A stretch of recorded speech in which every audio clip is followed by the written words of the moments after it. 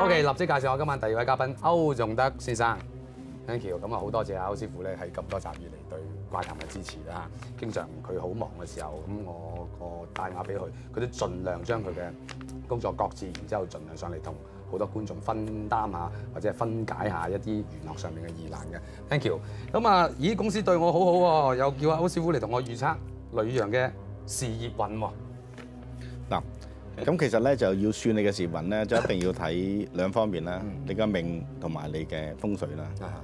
咁咧，而你個八字咧，咁係屬於一個叫火照赤壁界嘅。係。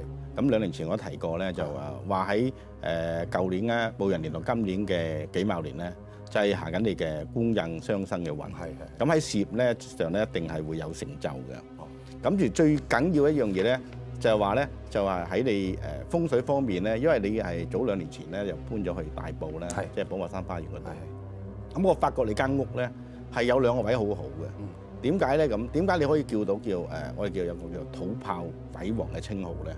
因為你個大門口咧，同埋你個房啊，係啱啱咧係開喺一個叫內鬼門同埋外鬼門嘅西南同埋東北嘅位嘅。咁而呢2個位咧係最適宜咧係去接觸啲靈界嘅嘢，食整條水。咁而好多廟宇咧點解咁旺盛咧？都係因為咧佢開正呢2個門嘅卦線啊，咁令到咧係可以咧就吸引好多咧所謂叫靈界嘢咧嘅接觸咧，咁樣香火會鼎盛嘅。